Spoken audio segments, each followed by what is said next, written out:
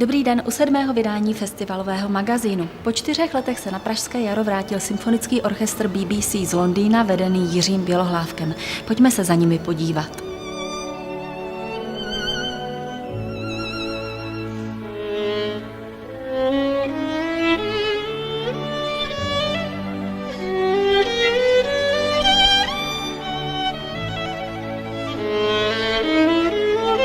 Ivana Ženatého jsme slyšeli v Brahmsově houslovém koncertu. Jak prožíváte svá setkání s prestižním britským tělesem a panem dirigentem Bělohlávkem? Měl jsem to štěstí, že jsme hráli s BBC ještě v době, kdy Jiří Bělohlávek nebyl šéfem tohoto mezinárodně proslulého tělesa a postupně jsem několikrát u nich hostoval, potom později už se šéf-dirigentem mistrem Bělohlávkem a musím říci, že ten orchestr samozřejmě je stále skvělý, ale stále víc a více je tam znát ten Bělohlávkův otisk, ten jeho letitý zájem o dynamiku, estetiku, o krásný zvuk, o niance, které dělá. A musím říct, že když jsme zkoušeli před týdnem poprvé v Londýně, že mě to vyloženě dojímalo, protože ten zvuk se mění.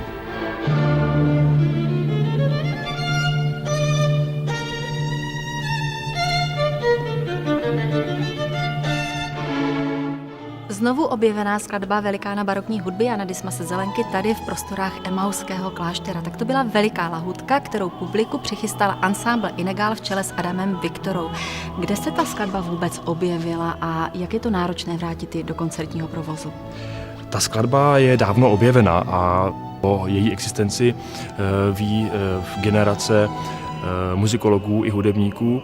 Ovšem je třeba říci, že se jedná o takový zvláštní paradox, neboť ta díla, všechna Zelenkova díla jsou uložena, všechna známá jeho díla jsou dobře zdokumentována a jsou uložena v Drážďanském zemském archivu a kdokoliv může přijít, může je vzít, může je zahrát a to znovu objevení se týká vlastně toho představení těch děl publiku. To samotné nalezení těch děl není vůbec třeba, poněvadž ta díla jsou zkrátka dochována a jsou k dispozici a já musím říct za nás, za hudebníky, že je neuvěřitelné, že žijeme v době, kdy geniální hudba Jana Dismase Zelenky stále ještě z velké části je koncertnímu publiku úplně neznáma a je to pro nás velké štěstí, že jsme to právě my a v dnešní době, kdo můžeme tuto úžasnou hudbu publiku nabídnout.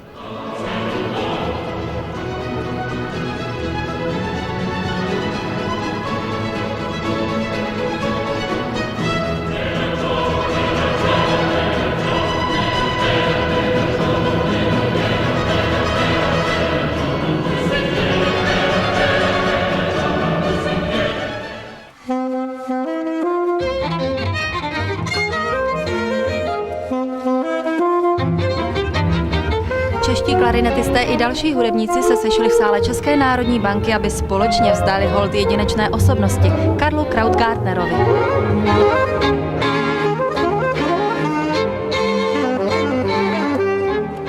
Karel Krautgartner, to je pro mě klíčová osobnost, tedy pro můj život, protože jsem jej slyšel hrát v mých 13 letech a on rozhodl o tom, že mě zaujal klarinet, následně pak při setkání i o tom, že jsem začal hrát na saxofon a následně pak i aranžovat, komponovat. Takže Karel Krautgartner, to je svým způsobem můj osud.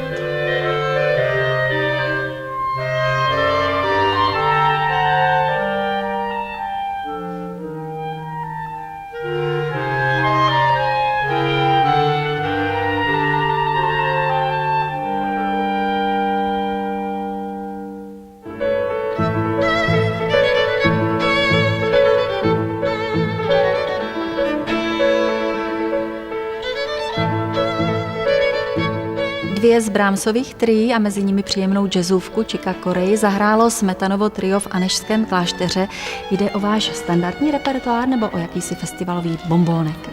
Tak ten důvod, proč jsme zvolili tento program, je lapidární. Za prvé, Brahmse milujeme, patří k autorům, kterého provádíme velmi často na svých turné. A druhý důvod je ten, že za 14 dní dotáčíme komplet Brahmsových trií pro suprafon a my jsme přemýšleli, jak doplnit tato 2 tria a myslíme si, že skutečně tento bombónek jazzový od Chica Corea, že to bude příjemné zpestření Brahmsovského večera.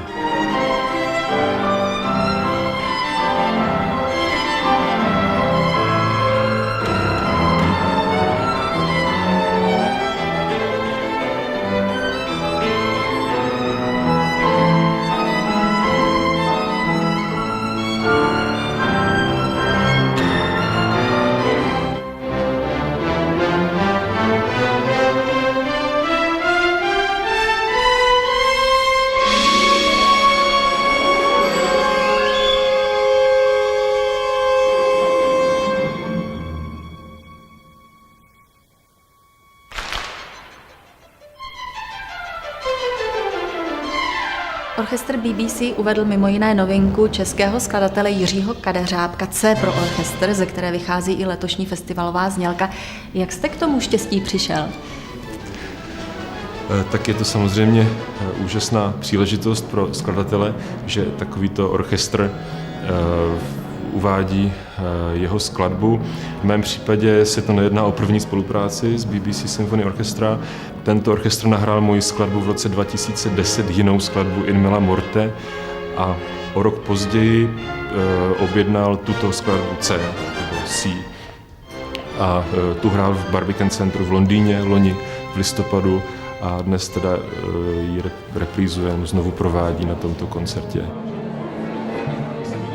Ta skladba je velmi obtížná na interpretaci, protože pro ty všechny dechový hráče to vyžaduje neuvěřitelnou koncentraci na ty dlouhé pianissimové tóny a na ta jemná solíčka, čili to je jedna výzva. Druhá je ta, že v těch rychlých rytmických motivech se neustále něco děje a hrozně snadno se tam člověk může splést a to se mi naštěstí dneska nestalo, takže jsem byl rád.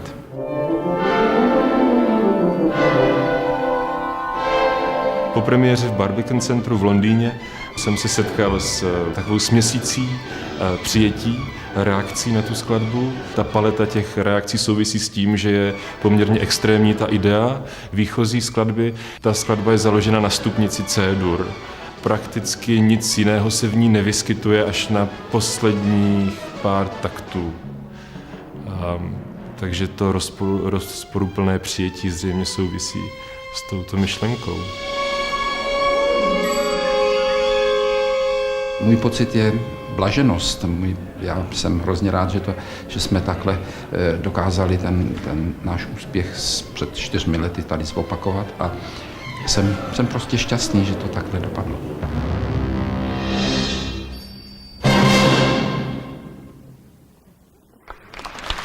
I tentokrát zanechali londýnští rozhlasoví symfonikové v českém publiku mimořádně silný dojem. Budeme se těšit na příští setkání s nimi. A kdy se uvidíme s vámi? V pondělí 28. května. Nashledanou.